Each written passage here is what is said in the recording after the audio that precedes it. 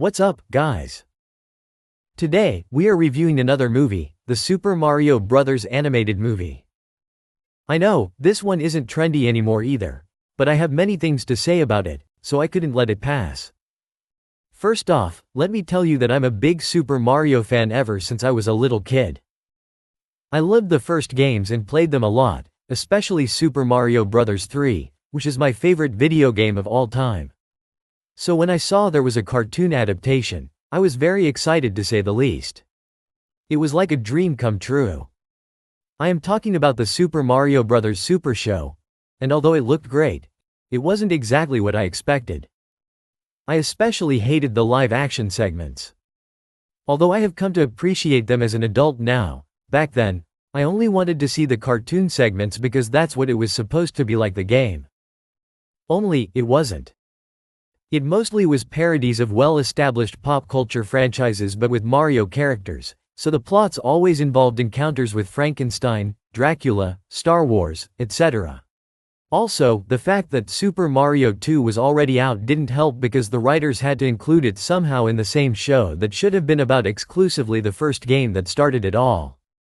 So they ended up making a mishmash of the two games, which, as most of you know, are totally unrelated since Mario 2 wasn't even an actual Mario game. So the result was kind of bizarre. However, a while later, I learned that there was a Super Mario Bros. 3 cartoon that actually was like the game.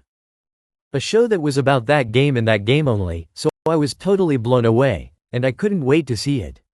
Unfortunately, it was only on cable, so at first I could only watch it when I visited some relatives who had cable and catch only a few glimpses here and there, but when I did I was in ecstasy. It was like watching the game coming to life. The Super Mario World cartoon came later and achieved the same thing. Perfect adaptations of the games. Okay, I got way off track here. So, back to the movie. The Super Mario Bros. Movie was a highly anticipated film since no Mario adaptation had been made after the live-action version from the 90s, a movie that most people seem to hate and bash the shit out of it. Not me though, because, believe it or not, I quite liked it. I know it's not a faithful adaptation and looks nothing like the game, unlike the Mario 3 cartoon. But I think of it as an alternate version because I like the original world it created. It also finds an original way to make sense out of the whole concept. It's really a shame we didn't get to see the sequel. But now back to the movie we are reviewing. After the failure of the live-action version, neither Nintendo nor the producers in Hollywood wanted to take any more risks. So they decided to play it safe and give us an animated version instead, something that looks more like the games, so much that it's pretty much a cinematic taken from any of the newest games. It has, of course, better graphics, but it still feels like just watching a cutscene from a game. Now, about the plot. Well, we all know the basic Mario Bros. Story plot. In appearance there is not much to tell, but I think that with good writing, it has the potential to expand, and you can make a movie out of it. However, good writing is something this movie lacks. When I first saw the trailer, I was kinda worried that they might try to cram the plots of every single Mario game released so far. And that's exactly what they did. And not only Mario games but also Donkey Kong games. This was nothing but a filler to cover up the fact that they were not able to come up with a good storyline for the first game that this movie was supposed to be about. It reminded me of the first Mario cartoon I already mentioned, but worse because instead of combining two games, it felt like 10 games in one, which made it a big mess. And to be honest, as a kid, I remember wanting to see Mario Kart and other games' storylines in the same movie. But as an adult now, I understand that's simply not possible, even if the movie is aimed at little kids. But the part one hate the most is that they didn't even get the storyline of the first Mario game right. I mean, how can they fuck up something like that? The cartoons got it right, even the live action got it right in a bizarre way. The concept is very simple.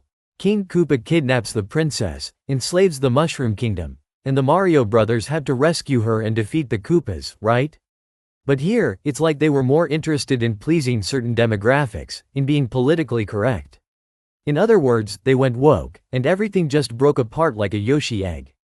I guess the concept of a princess being rescued by a man was deemed way too sexist because, God forbid, a woman has to be helped by a man. Women nowadays must be empowered, independent, and men free. Give me a break. So what did they do? They made a princess who doesn't need to be rescued, doesn't need help, and can beat the main villain all by herself, thus making Mario a completely unnecessary character in his own movie.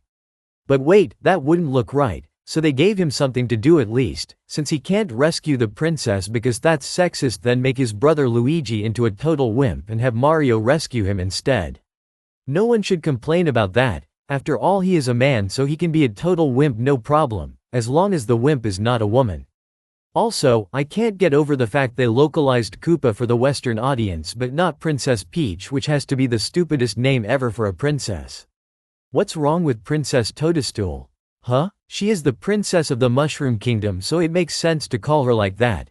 And we always knew her as such in the classic games and in the cartoons, so why all of the sudden want to be purists and keep the original Japanese name but not do the same with King Koopa, which sounds much better than Bowser, the second stupidest name ever.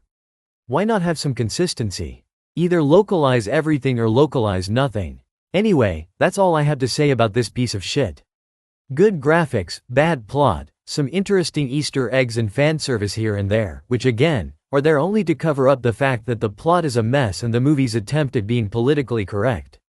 So it's time for the verdict. Does the Mario animated movie suck or rock? Yes, you guessed it. See you next time, because there will be a sequel.